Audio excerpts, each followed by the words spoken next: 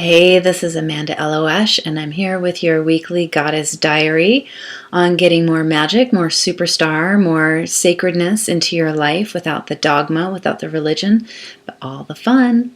And today I wanted to share with you a little bit, stepping into the archetype of the Lady of Communion. And she's all about cultivating and building our relationship with nature. And by nature, I am referring to plants and animals, the things that exist when humans don't go in and muck around. And first of all, just kind of sharing the fact that we actually are in relationship with nature, whether we're consciously participating or not, I guess, is what we're paying attention to today. Because when we exhale, the trees, that's the breath that they breathe. They breathe our exhale, and we breathe their exhale. We are in this kind of great cyclical, reciprocal relationship like that. We can use our compost. All of our waste can go into the soil and feed the plants, and the plants in turn feed us. So there's this beautiful harmonic relationship that's going on in the world with humans and nature. And yet we go about it kind of objectifying it. Most of us do. And even I still forget. I will go out for a walk and forget to say hello to my friends, even though I have many countless times connected with plants, connected with animals, connected with the elements in ways that for me undeniably prove to me that they are sentient, that they listen to us, that they're there for us, and they want relationship with us, and it's possible.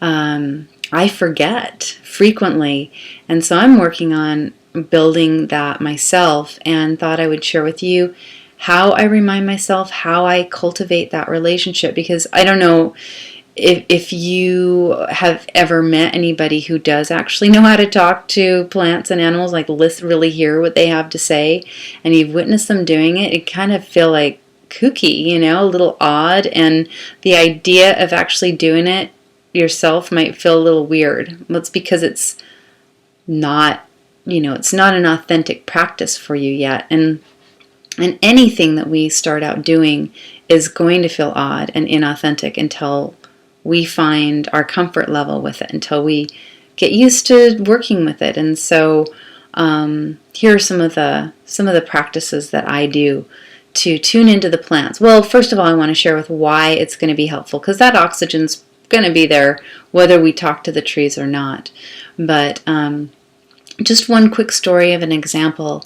There was a walk that I used to go on the last place I lived in, and there was this beautiful oak tree. And the left side was very masculine, and the right side was very feminine. And I just, just the way that the tree was made, there was this slope where I could lean my heart up against it and like really put my weight on it. And I put my face down. There's this moss right there, like a furry grandfather chest. I could just bury my face in. It smelled so good. Something about the moss on an oak tree that smells very masculine. And I just felt held. And I would go there and I would just lean against that tree and feel held. And over time, I started to love that tree and recognize that tree. The feminine side had a beautiful opening that would actually get red sap, almost like, moon cycle blood. It was really amazing. And I would bring little offerings to the tree, little love notes, little beads, little beautiful things, and tuck in the bark and hidden places down around the roots. And I would always have to stop, whether I was on my bike or taking a walk.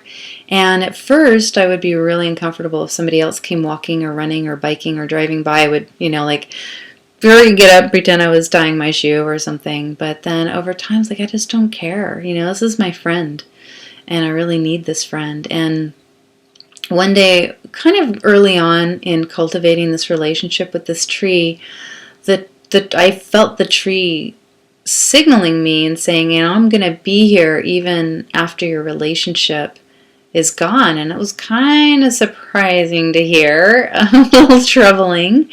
But sure enough, my relationship did fall apart. And it was hard. It was a really painful breakup, super painful for me, like the most painful breakup I've ever been through. And it triggered a depression. And when I could get myself out to go for a walk, that tree, I swear, saved my life, because it was this masculine presence, and I could lean my heart into it, and I felt like I could just let go of all the toxic, painful feelings. And that just like my exhale, that the tree wasn't going to be poisoned by it. The tree and the earth and the roots below were just absorbing it in and holding me, and I felt renewed and I felt loved. And I'm so grateful to that tree. I actually miss that tree since I moved. Haven't quite found another tree that's special like that to me yet. But nature is this element that will never betray you. And even though we've done all kinds of things to pollute the earth, the waters, take what we need and not really worry about replenishing, the earth still continues to give. And every single thing that we own, everything that we put in our mouths, everything we put on our bodies, everything we get into and drive ourselves from one place to the other, every device we use to communicate, it all comes from nature. And my personal experience is the more that I acknowledge the elements, the plants, the animals, and remember to, even if it's awkward at first, even if I'm not in that authentic, I really get the whole download that this is my brother, this is my sister, this is my mother, this is my friend, this is my ally. I drop back into that kind of forgetful, amnesiac, modernist way of thinking. I still try to remember to say hello and say thank you, and then it opens my heart and I step back into it. The more I've done that over time, the more authentic it is, and the more often I actually see and feel and witness nature responding to me. I've literally had stars shoot across the sky in direct, immediate response to me calling them. I've had the clouds part at my personal request. I've had the breeze come as I've called him in. I've had, if you know my story with Fox, I can go back and find the blogs about it. Super magical, potent connection with Fox coming to me, and big medicine from animals like owl as well, spider, all kinds of potent responses from the living beings in nature that are not human, but they definitely have a consciousness. And the more we try to tune into it, listen to it, and make ourselves available to it, the more friends we have. So, it just makes life more rich. I feel surrounded by friends and allies because of cultivating these relationships. And how I cultivate it, I simply start to say hello. I simply start to offer some gratitude.